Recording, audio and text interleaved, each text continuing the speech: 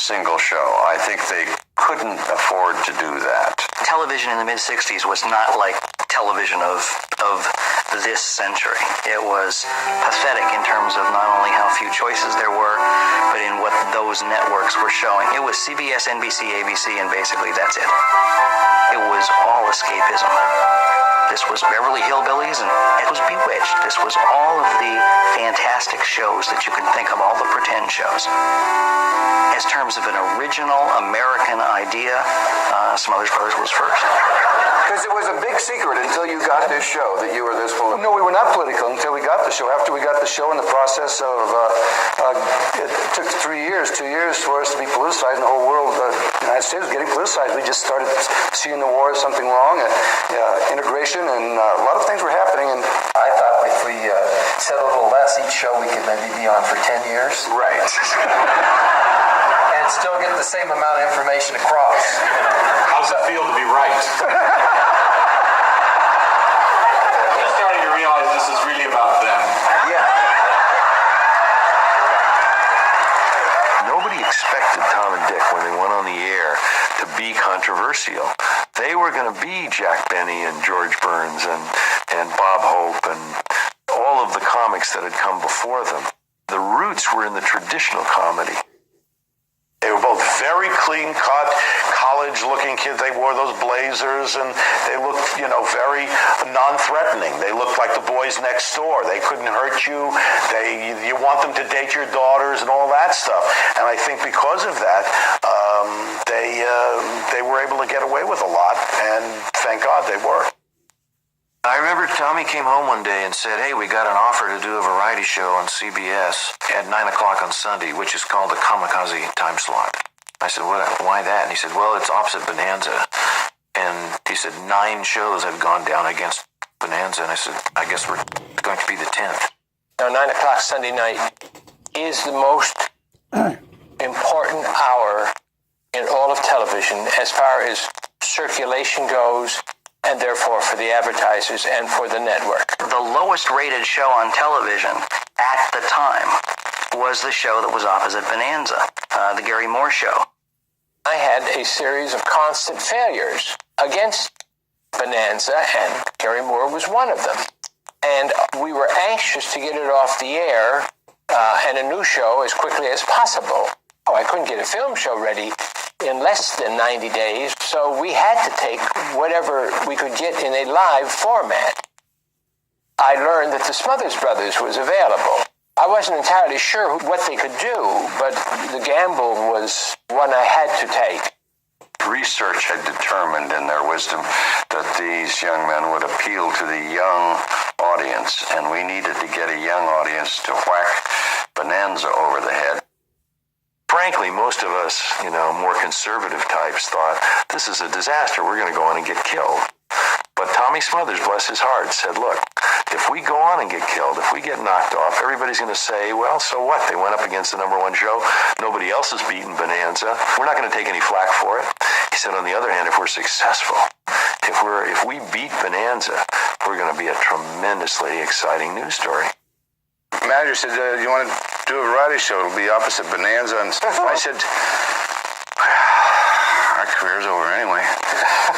I'll grab half a season and I'll 13 shows, ironclad. Ironclad, kind of 13 shows. And I said, yeah, sure, I'll go to Mexico and go fishing. And they said, So anyway, that's what and I said, but I want control. creative control. I want creative control on the show. CBS said, sure. I said, what's creative? I want to control the writing, and I want to be able to hire writers. And Socially relevant. I want to be more relevant than the sitcom. I want to. And they said, sure, whatever you want. You got creative control. And they didn't care. They didn't expect it to succeed.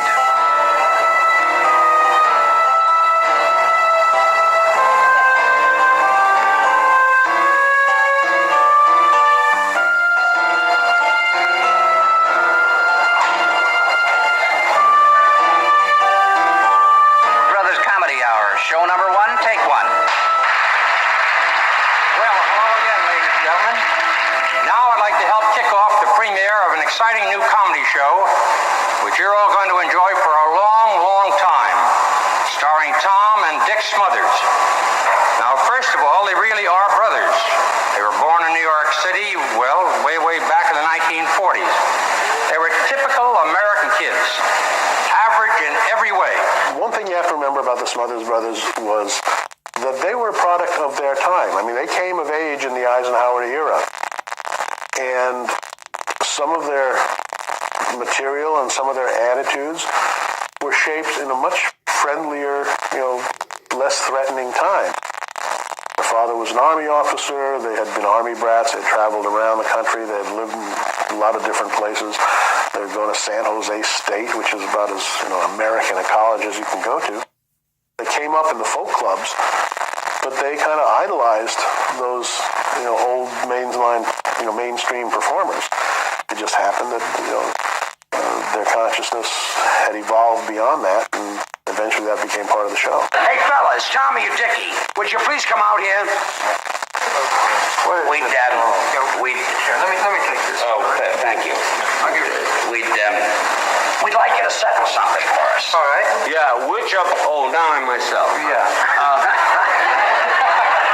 Which of us do you think is the older? You mean which of you two are the oldest? Yeah. Which is the oldest? That is for horses. You tell the age of horses by You mean it doesn't work with people's teeth? Well, it might for me, but not for him. See, his teeth are only 6 months old. You are who you hug. I don't know who did that. Sinatra sees you at a party, he hugs you, you're at his level. And when you had George Burns and Jack Benny back then hug the Smothers Brothers by being on the show. Danny, all those people that gave a credibility, and the numbers started coming up, so it was all together. The numbers were important because the numbers keep you on. Well, we certainly were surprised at how fast it caught on and how well it did in such a short period of time. What happened is that new, young audiences were making a point of coming to the Smothers Brothers Comedy Hour. It was appointment television before that phrase was invented. Everybody's probably surprised. Here we are back for the fourth show in a row. Surprise ourselves. I was wondering, Tommy, I didn't see you around very much. What did you do all week? Well, what have I been doing? Well, I've been reading up on a theory on the correlation between clothes and politics. The ambivalence of the show absolutely enabled it to survive because there was something there for everybody. The counterculture was represented, probably too much for most people's taste, but the mainstream was also well served by mainstream kind of guests and by Tom and Dick themselves, who were clearly, Americans. What do you mean? Well, it's just that you can tell who's running the country by how much clothes people wear. Who's running the country? Yeah, but you can tell by how much clothes the people wear by who's Now, what do you mean? Like some people can afford more clothes on and other people less clothes on? That's right, exactly. See, some people, the ordinary people, are the less-ons. See? They're the less. Well, who's running the country? The moron.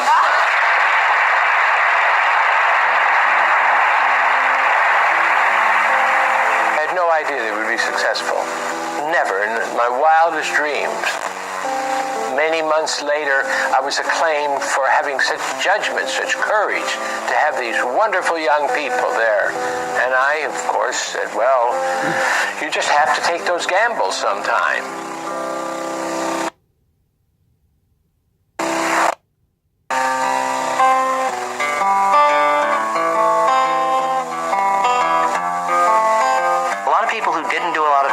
Showed up on the Smothers Brothers, and the writers treated them with respect. I was into the joy of the production of the show.